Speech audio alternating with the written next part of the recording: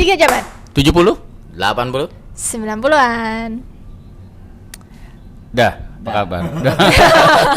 Selalu deh. Oke, gua gini, gua tuh selalu ingetnya ada salah satu partner kerja lah, ya kan? Dia umurnya udah di atas gua lah, gitu loh. Dan gue suka ketika kita suka ngumpul ya, dia suka ingetin. Suka dia? Yes, as a friend, he's a good guy, very good guy. Ya. Satu hari kita lagi nongkrong, terus dia ngomong gini nih, ya karena usia dia di atas kita, dia tuh ingetin kita nih yang lebih muda dari dia. Ya, gue rasa bedanya mungkin hampir 8 tahun kali ya. Oh, oke. Iya, gitu loh. Jadi dia lagi menikmati pensiunnya dia lah, gitu loh. Ya, jadi dia sangat-sangat senang bergaul dengan beda generasi. Satu poin yang dia selalu ingetin itu bagus banget ya, bukan sesuatu yang kita nggak pernah denger atau nggak pernah tahu, tapi entah kenapa tuh momennya pas waktu itu ya. Jadi dia cuma ingetin kalian tuh gitu ya, gua tuh ngalamin ya ketika hidup kita semakin naik ya kan, jaga ego. Dia bilang, karena ketika kita naik, ego kita juga ikut naik, otomatis lah, gitu loh. Itu secara alami, ya kita ada rasa bangga, ada rasa puas, pencapaian kita, keberhasilan kita, kemapanan kita, kehidupan semakin settle, gitu loh ya. Itu kita merasa, kita menilai diri kita tuh ada di sini, gitu loh. Jadi otomatis naik egonya. Ya, dan itu justru yang membahayakan karena dia bilang bisa menjatuhkan kita at any time. Salah respon. Kalau respon yang spontanitas terutama ya, kadang-kadang kan kita langsung ya merasa tertantang, tersinggung, diremehkan, dicuekin, dikadalin segala macam.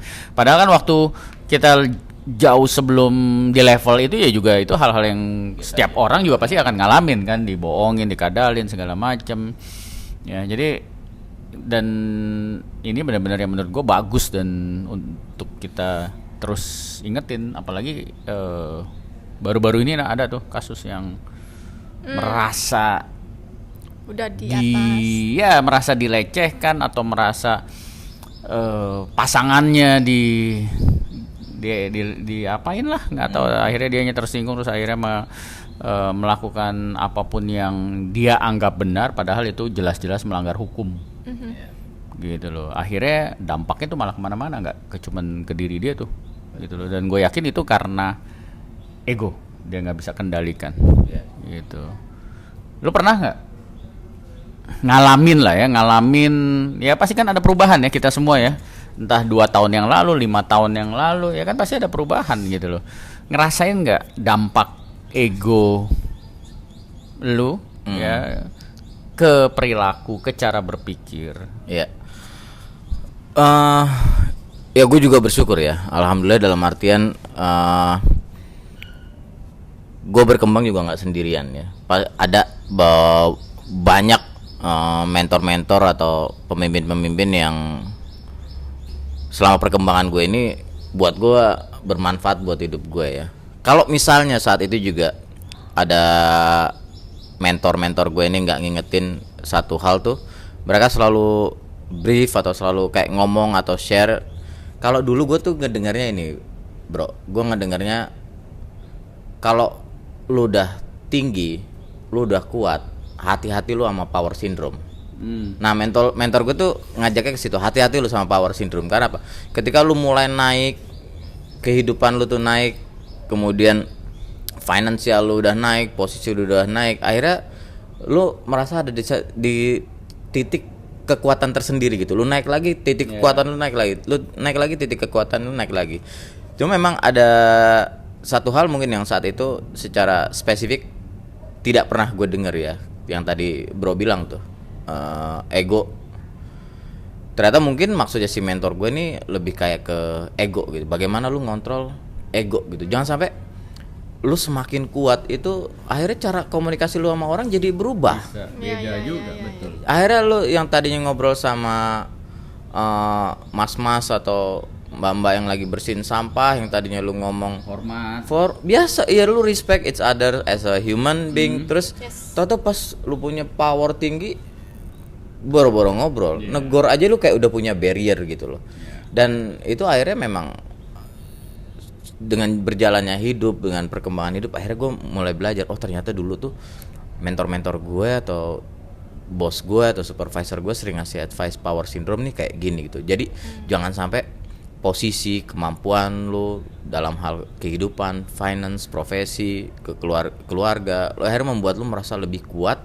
Dan apalagi yang paling negatif itu tadi, punya keinginan bahkan kemampuan untuk menganiaya orang lain atau orang yang ada di bawahnya, atau orang yang secara kekuatan mungkin strukturnya jauh ada di bawah, jauh ada di bawah dia. Dan di situ akhirnya ego itu bukan hanya dikontrol, bukan hanya dikendalikan, tapi ketika ego sudah mulai dikendalikan, akhirnya kita bisa ngelihat long path dampak terhadap ego yang tidak terkendali tadi tuh. Kalau dipikir-pikir kan, dengan ego pride baru kesentil dikit udah melakukan pengrusakan, dampaknya kan udah bisa ke orang-orang yang dicintain dia dong, di samping-sampingnya, di keluarga-keluarganya. Ya ini pun akhirnya akhirnya juga termasuk ke ya ini bisnis strateginya si bakat pimpin di people development. Kita juga sebagai manusia, ketika kita nggak bisa ngontrol ego, ngontrol keinginan, ngontrol membedakan antara keinginan dan kebutuhan, akhirnya kita sendiri ketika ada di satu pucuk pimpinan yang kuat, kita nggak mampu menahan ego kita, akhirnya banyak yang berubah tuh. Proses komunikasi kita ke orang jadi berubah, cara kita mungkin nongkrong yang tadinya kita minum Starling tuh udah mulai, aduh kok Starling kayaknya gengsi deh minum Starling. Nah, hal-hal kayak gini akhirnya kan itu yang berbicara tuh si egonya, ya. Bukan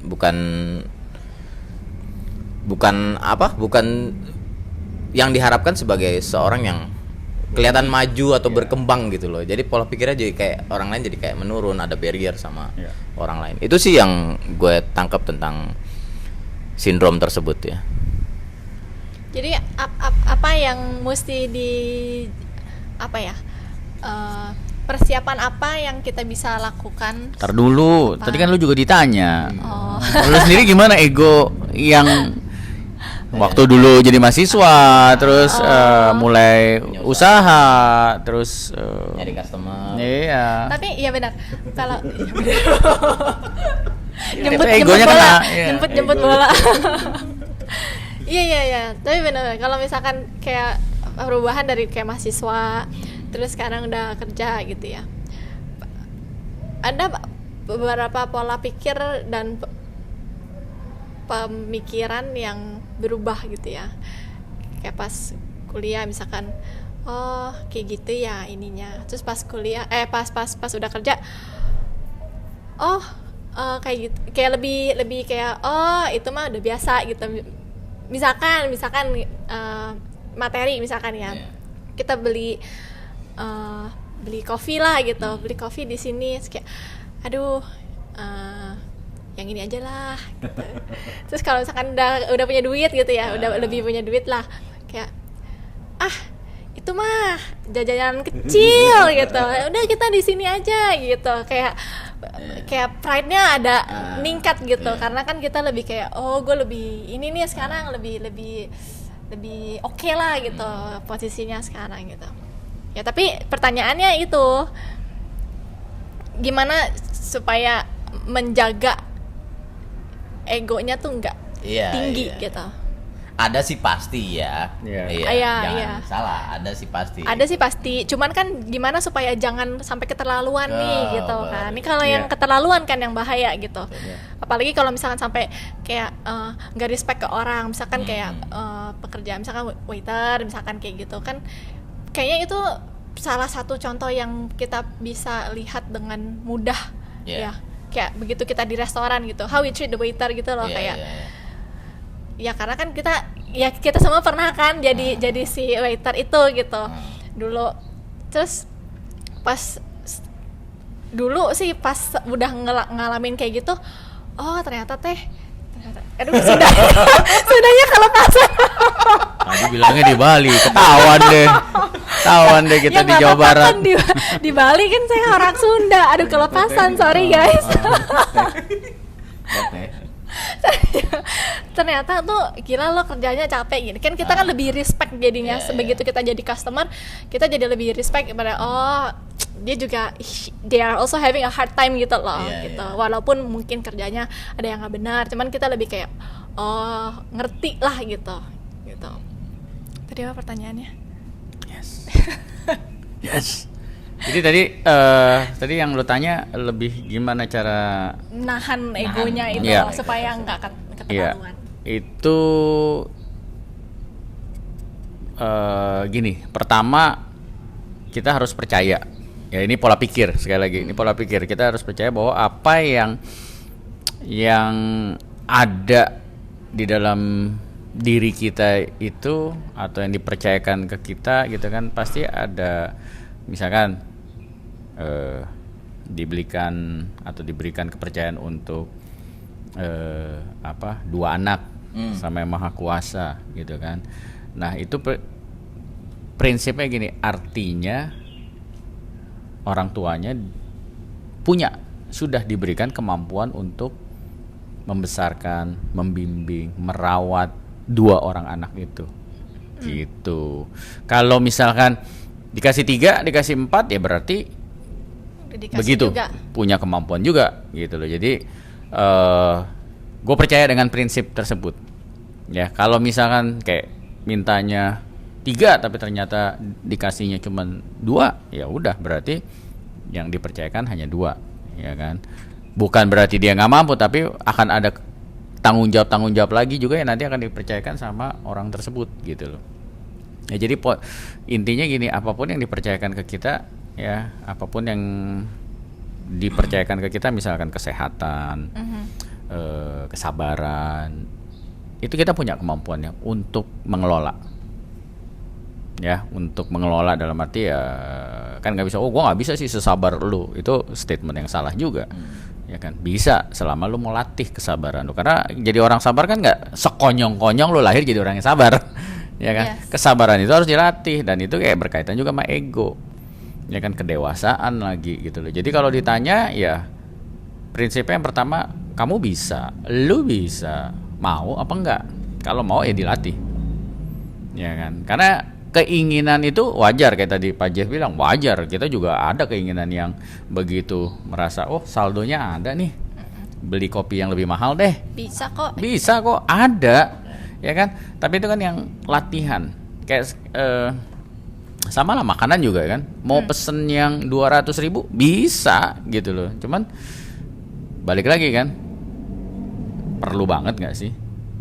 Bukannya berarti nggak boleh ya, tapi kalau lu setiap hari belanja yang segitu, ya kan, apakah ada dampaknya nggak ke kesehatan kita atau ke keuangan kita segala macam? Berarti bukannya nggak boleh ya. Jadi lihat situasi dan kondisinya lah. Tapi balik lagi, benefitnya apa sih gitu loh. Ya, Nah, jadi dilatih ya. jadi itu kan pilihan gitu. Jadi mulailah melatih gitu loh, karena dan kita tahu ketika kita dalam keadaan yang tenang itu akan lebih mudah mengendalikannya. Tapi kalau kita yang dalam keadaan ketakutan, khawatir, marah, itu lebih susah. Iya kan, kita lagi disakitin nih, gila nih, dia bohongin gua nih, jelas-jelas nih, udah ketahuan masih ngomong ngaku.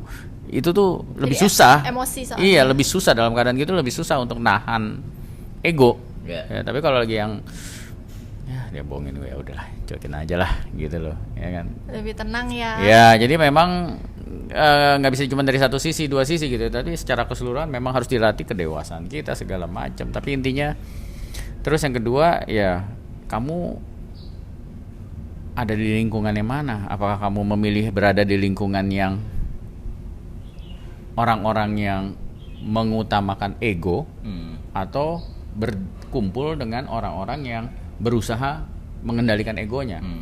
Nah itu pengaruh juga. Mau pilih di mana? Kalau kamu di sini ya nggak usah heran, akan semakin susah, ya kan? Karena bertentangan dengan kebiasaan di sini gitu loh. Kayak gue pengen berhenti gosip, tapi gue ngumpulnya selalu sama orang yang tukang gosip, ya kompor deh. Makin jadi. Tapi kalau gue ngumpulnya sama orang yang nggak suka gosip itu akan menolong gue untuk mengurangi habits tersebut. Soalnya mau nggak mau jadi diam gitu. Iya Gosipnya gitu nggak loh. keluar Begitu deh. gue mulai gosip sama orang-orang yang kumpulan sini, udah deh jangan gosipin orang. Gitu loh kan. Iya, Ada iya, yang iya, ngingetin, ada yang jagain. Iya, Gitu loh. iya, iya, iya. Ya. Jadi itu mungkin tipsnya ya. Dan yang terakhir, coba ngelihat ke bawah. Ya, salah satu yang gue suka latihan itu kalau lagi di lampu merah suka pulang malam kan. Malam-malam itu jam 11, jam 12 itu ada loh ya pengemis yang anak-anak terutama gitu kan di lampu merah gitu yang ya itu bikin kita sadar yang gila gue beruntung banget gitu loh ya, beruntung banget gitu. Jadi wah bersyukur gitu loh, bersyukurlah gitu loh ya, kita nggak jam segini masih di pinggir jalan nggak jelas begitu gitu kan. Itu mengingatkan diri kita bahwa jangan lupa diri gitu loh ya. Atau nggak tahu, gue pernah punya pengalaman yang kalau kita ke toilet ya, toilet umum itu kan biasanya kayak di mall-mall pasti kan ada attendance ya. Iya, Ya, ada yang jagainnya ya ya.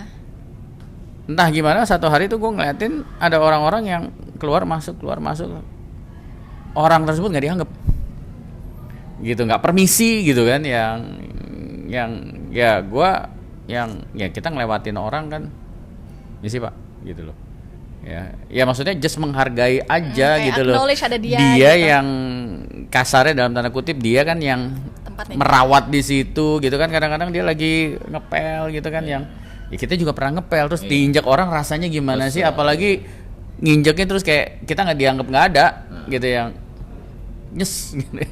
Jadi kayak gitu, maaf ya pak gitu ya, oh iya nggak apa-apa gitu ya Padahal, itu latihan yang bisa dilakukan gitu, kita masuk ke toilet segala macam misi pak gitu loh, gitu aja gitu loh.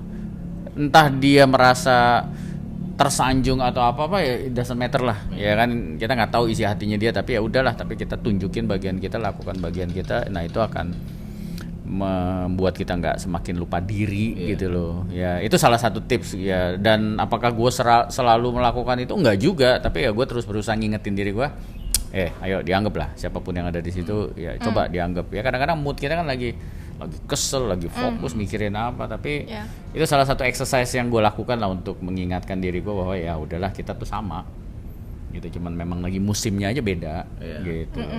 Ya, pernah kita jadi musim jadi waiter ya, kayak tadi lu bilang, pernah juga musim jadi manajer, pernah jadi musim ini itu gitu loh, tapi ya di end of the day kan ya sama gitu loh. Itu exercise-nya. Kalau Pak Jeffrey mungkin beda. Gila ya. Kita mungkin kadang sering kepikiran udah ada di tingkat kematangan atau tingkat pengalaman yang udah kayak tinggi banget gitu ya, atau dengan posisi yang udah tinggi banget gitu. Tapi sebenarnya ya contoh kayak pagi yang cerah ini di Bali ya. Di Bali kayaknya nggak ada yang pakai blazer deh pak. Oh iya. Kan AC. Jadi kayak ternyata belajar tuh nggak ada habis-habisnya ya. Kayak tadi Bro Dani ngomong tuh, bagaimana ngontrol ego, ternyata nggak ada. Belum ada orang yang maksudnya berhenti belajar untuk kontrol ego ya. Jadi pada dasarnya akhirnya yang gue dapet ini kayaknya yang namanya TCA ini terus menerus ya. Jadi tentang ego ya. TCA. Tahan, kontrol, alihkan. Jadi TK dong. Hah? Kan TKO bahasa dong, TK. Oh iya, TKA, tenaga kerja asing. Iya benar, tahan, kontrol, alihkan. Iya. Jadi Napas dulu ya. Usah. Jadi ketika kita ego tuh memang setiap manusia udah pasti ada. Jadi kayak misalnya proud udah sampai di level ini, udah sampai di titik ini, proud ada. Tapi ya kayaknya di depan kaca sendirian, I'm proud without what I'm doing selama ini. Ya, harus sudah ada harus tetap harus ada ya. Doing itu exercise secara sendiri. Terus berkali-kali juga kita duduk bareng selalu ngomong, tadi juga Pak Dani sempat juga nyinggung review deh. Review dan review ya. Review kita tuh ke belakang kayak apa sih, kita dulu apa. Nah itu juga bisa jadi salah satu distraction agar ego ini nggak berkembang ketika kekuatan itu hadir gitu loh. Udah kekuatan hadir, kemudian kita lemah di review apa yang udah kita buat, mungkin ini juga jadi satu hal yang akhirnya membuat kita tidak mampu mengkontrol si ego itu sendiri ya.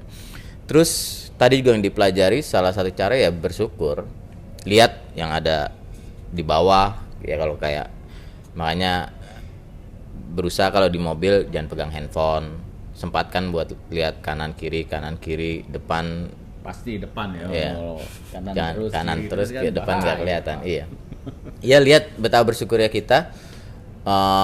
Ya mungkin dengan sepeda tua kita, tidak-tidaknya kita bekerja nggak jalan kaki, nggak naik bis. Dengan motor tua, setidak-tidaknya kita tidak pakai sepeda. Terus dengan mobil mungkin yang udah tua, setidak-tidaknya kita nggak kepanasan, kita nggak kedinginan, kita nggak kehujanan gitu. Jadi bersyukur pun juga nggak ada habisnya untuk dipelajari, buat dipelajari dan untuk selalu jadi masukan ke diri kita. Jadi memang untuk power syndrome ini memang belajarnya memang dari kecil, dari sisi pendidikan orang tua ke anaknya, ya dimana jangan merasa kita ini the strongest one gitu, kita ini yang paling kuat gitu. Selalu ada langit di atas langit, selalu ada yang paling kuat dibanding yang lebih kuat lagi gitu. Jadi ini merupakan proses belajar, selalu review, proud boleh ya sama diri sendiri ketika lagi sendiri untuk membangkitkan semangat atau untuk menambah semangat untuk tetap bisa berjalan, karena di depan tuh tantangan nggak ada yang kita tahu ya. Tantangan apa rantangan? Depan tuh ya. nasi bungkus nggak ada yang kita tahu bentuknya apa. Mungkin kita udah berharap nasi bungkusnya isi rendang, ternyata isinya cuma nasi sama kuah padang aja. Ya kita harus siap sama hal tersebut. Menikmati. Sama itu juga kayaknya kebiasaan kali ya Pak ya, dari kecil ya. Kebiasaan yang sedikit ditanam, sedikit lagi ditanam, sedikit lagi ditanam, akan sangat membantu si manusia tersebut lah ya. Betul. Untuk menjaga dirinya di kehidupan nyata. Karena ada satu hari orang tersebut harus menjaga dirinya, bukan orang tuanya lagi. Ya kan. Bersyukurlah ya, kata kunci yang paling tinggi kayaknya ya. Gimana caranya? Ya sering-sering bersyukur, sering-sering look back. Yes, gitu loh. Ya, jangan pernah merasa masih kurang, ya kan. Bersyukur. Karena kalau kurang melulu, emang nggak ada habisnya nggak sih? Iya. Karena kan gini, tujuan kita hidup ini kan bukan menjadi sempurna. Kapan sih kita akan menjadi sempurna? Ya kan, tapi menjadi dewasa. Ya kan, dan itu kan yang memang kita lagi lihat dari anak-anak makin, bukan masalah umur kan dibilangnya kan, bukan masalah kita duduk diam begini aja selama setahun tambah tua kan. Tapi kan belum tentu tambah dewasa. Tua itu pasti, makanya ada quotes yang bilang tua itu pasti tapi dewasa itu pilihan. Semakin kita dewasa semakin kita bisa mengendalikan. Gitu. Jangan lupa bersyukur, karena ya kita lihatlah lagi banyak kasus yang kita sedih ngelihatnya. Kita sedih banget ya kan. Ada orang-orang yang berada di posisi-posisi penting tapi nggak dewasa, sehingga akhirnya menyalahgunakan. Ya kan. Entah dia punya uang yang banyak, menyalahgunakan, ya kan. Authority. Yes, gitu, merasa dia punya kekuatan lebih bukannya untuk melindungi yang lemah, tapi gitu malah loh. Dia abuse gitu loh ya. Dan hati-hati dengan kemajuan teknologi gitu loh ya, Mbak. Bahkan pada saat dia melakukan kesalahan malah direkam. Dengan bangganya direkam, padahal akhirnya jadi bumerang ikut masuk dia. Ikut terseret gitu kan. Ya berarti kan gini loh. Sebenarnya gini, kalau dibilang mereka itu korban, bisa nggak? Sebenarnya bisa. Korban dari salah asuh. Ya, mungkin ada banyak pembiaran gitu loh.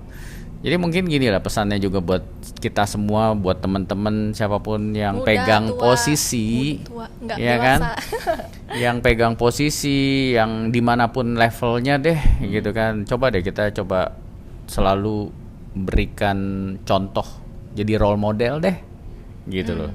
ya. Karena yang tadi gue bilang korban ini, walaupun dia yang melakukan kekerasan nih, tapi menurut gue dia korban salah asuh. Mungkin dia melihat orang-orang yang dia lihat di atas gue nih dulu nih, mereka juga melakukan itu, punya kuasa melakukan kekerasan seenaknya, ya. Terus mereka terinspirasi, terus akhirnya karena kedewasaan masih kurang, akhirnya ngikut. Oh, gue bisa juga nih begini. Iya, nanti kalau gue udah di atas, gue akan melakukan, gitu loh. Ya kan, Ya. begitu dia udah punya jabatan penting, ya udah sama, nggak ngikutin hukum lagi. Kasihan, itu jadi korban malah, gue bilang, gitu loh. Ya. Oke. Mantap. Berat, nggak enak, Mantap, tapi ya mantap. semoga kita semua bisa belajar lah dari apa yang kita bahas Yes. hari ini. Kita juga lagi belajar ya, jadi Yes. jangan pernah berpikir kita sok berpendapat dan kesannya udah ada di posisi yang Padahal nggak perlu belajar lagi, Padahal gitu kita loh. kalau ngobrol beginian masing-masing juga mikir lagi ya kayak Iya. iya Iya. juga ya. Iya. Jadi always a Good reminder, reminder, for us ya. correct, Ya. ya.